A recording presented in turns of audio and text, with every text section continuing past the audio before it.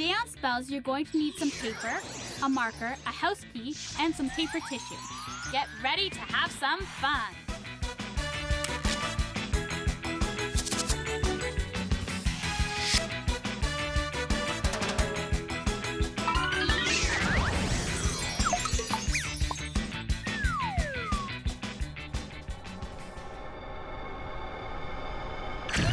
Hey everyone, welcome to Spellz. I'm Bridget. And I'm Jay. Hey Jay, why are we in this pocket? Because today's episode is all about pocket magic. And Bridge, we're not just in any pocket here. We're in the pocket of a magician's jacket. Whoa, so there must be tons of secret pockets in this thing. Oh yeah, plenty of them. But before we teach you magic with your pockets, first make sure your pockets are empty. Let's make some magic.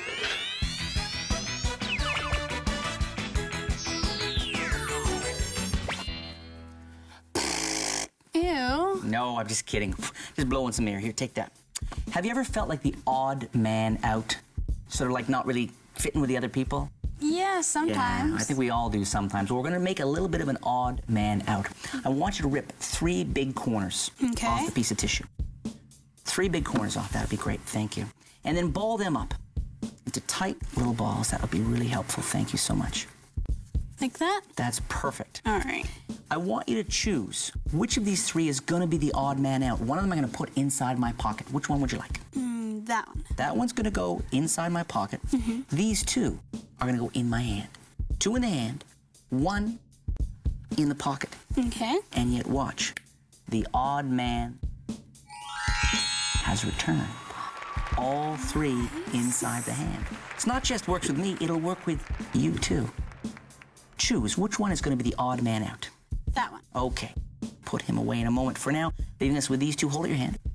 I'm going to give you those 2 to hold on tight to, really tight. Put your other hand on top. Put your third hand on. You chose this as the odd man out. You hold on tight to those 2. I'm going to put this one in my pocket. One last time, you'll see the odd man has returned. That's 1, that's 2. Cool. And that's 3. Here is how you do it. This trick uses a principle in magic called the 1 ahead principle. 1 ahead. Okay. And it's called 1 ahead because you're not using 3 balls of tissue. You're using 1, 2, 3, 4. I'm literally 1 ahead of the audience, right? So that's in my left hand. Now, it's no big deal. You just have it there. My fists are relaxing, or maybe you're putting the box of tissue away or holding a pencil, whatever. No one's going to suspect it. They make 3 little balls of tissue, and I say, choose one. That's the one we're going to put away. That one. Okay. I pick up these 2, and I put them in my hand. That easy, but already I've got 3 balls here. No one knows. Okay, boom, and I say, I'm going to put this one in my pocket. Nope. I kept it in my hand. All I did when I put my hand in my pocket is with my thumb, I just sort of pushed it back, smooshed it back into my fingers, opened the hand, and people go, oh, he's got the 3 came back. The next part I really like. Hold up your hand for me. She holds up her hand. I say, choose one again. Which one's going to go in the pocket? That one. Okay. Boom. I move that over there. I pick up these 2 and smush all 3 together. Okay. Put it in her hand and close her hand. To finish, I take this, put this in my pocket, say, hocus pocus. She opens her hand. She finds all 3 balls of tissue. How old were you when you learned this trick? I actually was about 8 or 9, and it's one of the things that it's not a whole lot of practice with your hands. It's more about remembering which step follows which step. But give it a little practice, you'll pick it up easy.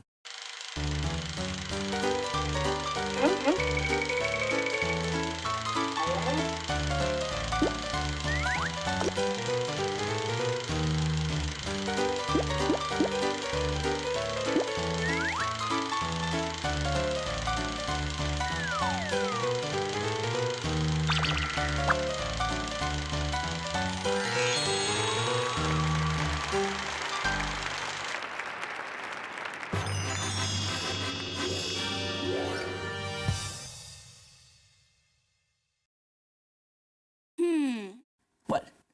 It's about your clothes. What about them? Is that what you usually wear when you perform?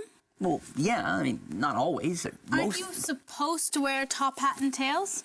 No. I mean, sure, magicians used to always wear that stuff, but these days it's a whole different thing. Magicians wear whatever they want, whatever suits their style, you know? I mean, sure, if I went to Carnegie Hall and I was performing there, I wouldn't wear my black jeans. But actually, there's a really long and interesting history behind the clothes magicians wear.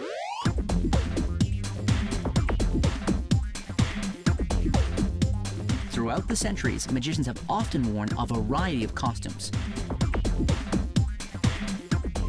Many years ago, magicians wore long wizard-like gowns. That's what you'd imagine a wizard would wear. That was way back when people thought magicians or wizards truly had magic powers. But by the mid-1800s, magicians were thought of as entertainment. It was around this time that the famous magician Robert Houdin made formal attire the new magician's costume. A dress shirt and dress pants under a jacket with long coattails. But because magicians were now performing in the theaters and homes of the upper classes, they dressed like the people they performed for. And those long tails and jackets could also have secret pockets. They could be in the back of the pants, at the top of the thigh, or hidden by the tails. They even had secret pockets in the tails. Some magicians also wore small bags from their waist to hide items. By the 1970s, magicians were wearing more comfortable and casual costumes. I see. So, who's responsible for your look? Me. This is pure Sankey. Pizza stains and sneakers? Hey, I dress for success. Ouch! What? I said ouch! When I tried to change the light bulb the other day and didn't wait for it to cool. Ooh. Silly. I said ouch, it hurt. Yeah. Yeah, I got a blister. Really? Yeah, I got a blister on my hand. Actually, I didn't draw the blister, I just drew the hand. But I trust you. I think you might get a sense of exactly where the blister was. Draw a little blister, either on the thumb or any one of the fingers. Your choice.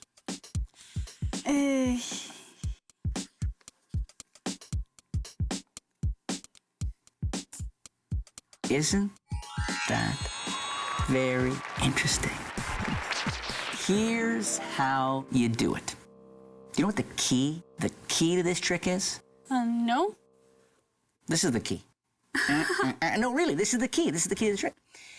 You need a key, household key, you'll find it around, and it needs to have a circular hole in the middle. Most of them do. If you press pretty firmly against the key with any of your fingers, you'll actually get what looks like a little blister. That doesn't hurt, does it? You don't have to push so hard that you hurt yourself. It's just a good, firm push, and you got plenty of time to do it because where's the key? It's in your pocket. I've got my hand and the key inside my pocket. Okay. And that's when I say I was changing the light bulb, and ouch, you know. I didn't wait for it to cool. And then I say, go ahead and choose one, would you? And she gets the marker. And as soon as I see, maybe try the thumb this time. Anyone she goes to, as soon as I see her starting to draw the little blister on there, that's when I push it like this. Okay. I've been doing this in my pocket, okay? Give it a good firm push. And look, get a nice little blister. Ouch!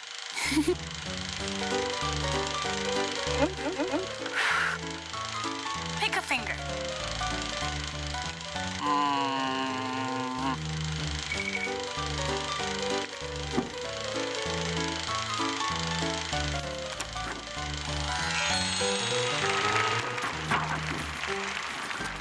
Try to be as natural as possible when speaking and when handling your props. The great thing about naturalness is it lulls the audience. They relax, they listen, they watch, and then they get badly fooled. Hey Jay, since today's show is all about pockets, I thought I'd share with you some cool facts about the kangaroo and their pockets, or in this case, pouches. A baby kangaroo is called a joey, and it lives in its mother's pouch, which is like a big front pocket. Incredible! What else can you tell us? While the very young joey is developing inside her pouch, the mother keeps the pouch clean by licking it. The mom will also eat the joey's poop. Okay, now that's disgusting. Not if you're a kangaroo. After all, kangaroos like to have spit baths. They'll drool and lick saliva all over their faces and bodies to cool down. So how long does the joey stay in the mom's pouch? Good question. After about 8 months, the joey's too big to be in the pouch, but usually they'll try and stay in until they get the message from Mom that the taxi ride is over. Come here, look. I'm gonna show you something very cool, okay? Now look, drinking straw. Look, I'm gonna cut the straw about in half, about there, okay? Now I want you to see, I've really cut it, okay? This isn't some sort of illusion, I've really cut it. But thanks to magic, if I put them together and go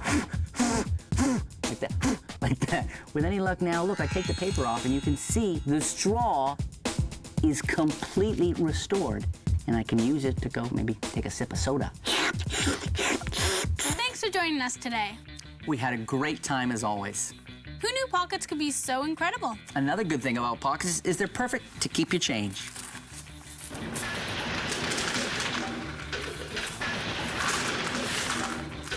I guess there's a hole in your pocket. See you next time. I need a picture of my magic trick called the Magic Wallet. I have here an ordinary ace of spades. There's nothing special about it. I'm just gonna put it back in my wallet.